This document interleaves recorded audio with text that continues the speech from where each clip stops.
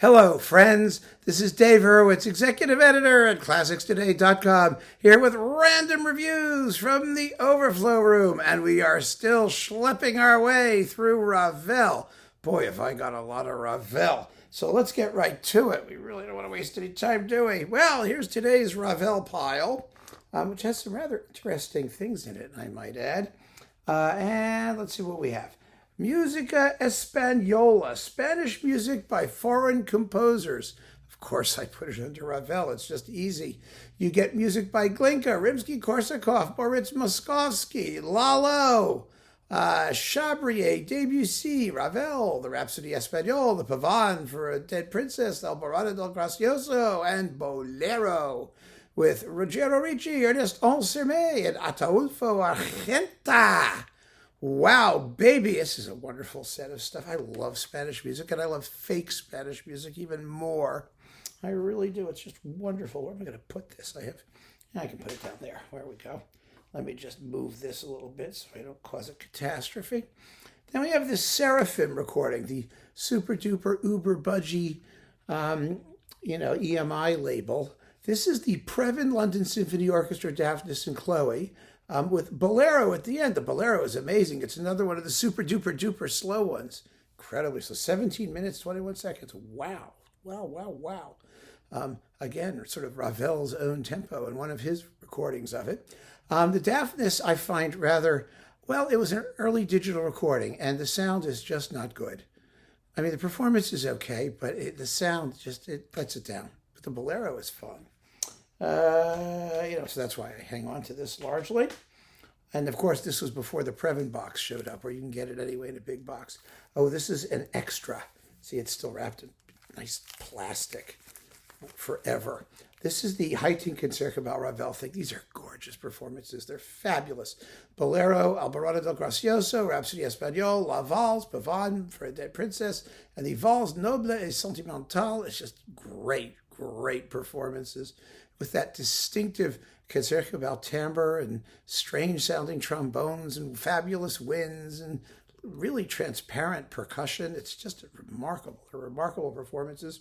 The Mother Goose, Minuet Antique, the Daphnis and Chloe Suite No. 2. This is actually less interesting, although the wind playing of the Mother Goose is incredible.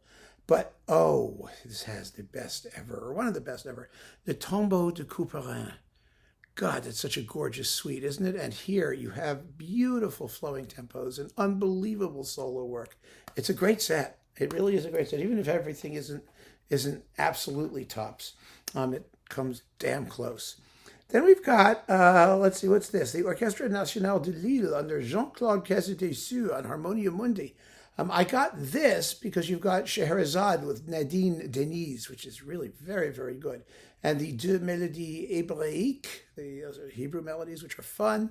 Daphnis and Chloe Suite No. 2, and the Pavane. The Daphnis and Chloe Suite is wonderful for at the moment of sunrise, where you have this really rich accompaniment with like string arpeggios and harp glissandos going and all that. It's a gentle and deliberate performance, and it has exquisite orchestral detail. It really does. It's kind of amazing.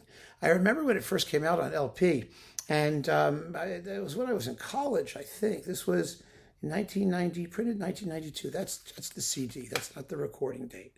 The recording date was 79. There we go, October 79. So that's exactly right, because I was class of 79 in high school. And so I got to college in Baltimore and discovered Record Masters at the Rotunda. And Harmonia Mundi recordings were imports back then, major imports.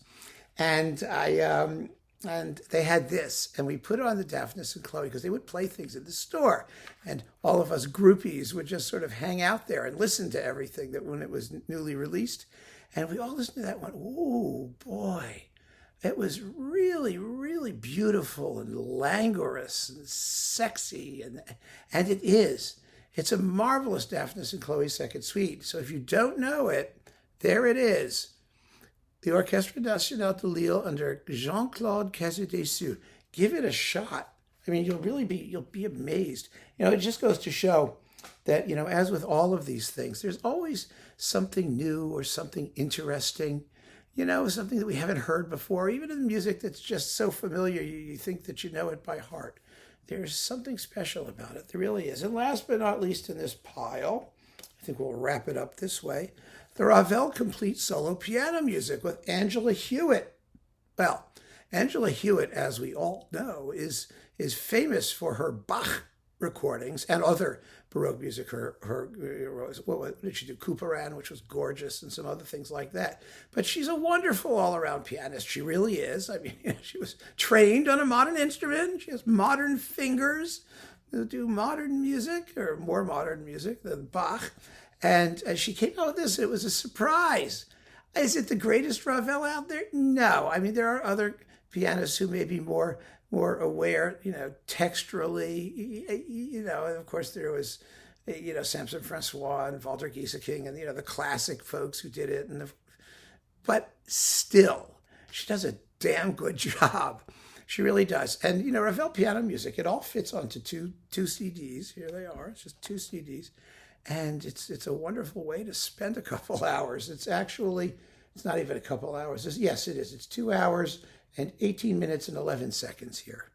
I mean, her Gaspard de la Nuit lacks for nothing in virtuosity. Her Tombeau de Couperin does have a wonderful little Baroque crispness to it. There's great stuff here. There really is. I mean, her Miroir, well, okay. I mean, there may be other performances that have a little bit more, evocativeness, and Le Valet des Cloches and some other things like that, but she certainly has the chops for it, and she's very well recorded. So yeah, it's a nice way to end this little bit of Ravel. We only did, 1, 2, 3, 4, 5 discs, I guess, but, we want to give them a little bit of attention, I think. Treat them with the love and indulgence that they deserve, because Ravel's music is so exquisite and, such great music. Not a lot of it, but he says a lot in a small space. So keep on listening, friends. Thanks so much for joining me. Take care.